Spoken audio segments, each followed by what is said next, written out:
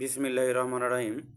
আজ আমরা শিখব অনার্স এবং ডিগ্রির আরেকটি গুরুত্বপূর্ণ class, right form of the verb. তো চলুন শুরু করা যাক। ইট দ্যাশ সিন্স মানডে। আমি এর আগের ক্লাসে বলেছিলাম সিন্স ফরের পরে যদি সময় থাকে, সিন্স ফরের পরে যদি সময় থাকে আমরা সাবজেক্টে যা থাকে তার সাথে হ্যাভ অথবা হ্যাজ যুক্ত করে বিন যুক্ত করব, তারপরে ভার্বের সাথে আইএনজি।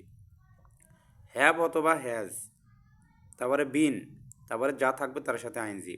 তাহলে it has been raining, RAINING, raining since morning.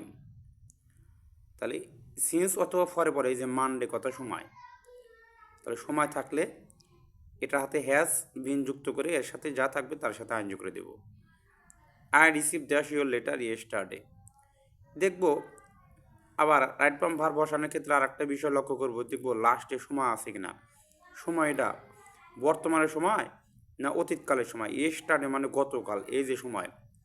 অতীতের কোনো সময় যদি বোঝায় তাহলে ভার্বের পাস্ট ফর্ম বসিয়ে দিব, এই যে যা আছে লাস্টে একটা ডি, রিসিভড। মানে অতীতের কোনো সময় থাকলেই এটা পাস্ট ফর্ম করে দিব। তবে আর একটা জিনিস, উইথ এ ভিউ টু, টুর পরে যা আছে তাই হয়, কিন্তু উইথ এ ভিউ টু কথা যদি থাকে যা আছে তার সাথে আইএনজি করে দিতে হবে।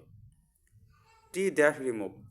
টি যে জিনিস গণনা করা যায় না এবং বর্তমানে এখনও বিদ্যমান আছে, যেমন গাছ, চা, চা এখনও কিন্তু আছে। অর্থাৎ যে জিনিস গণনা করা যায় না, আমরা একটি চা কথা বলতে পারি না, একটি চা বলতে পারি না।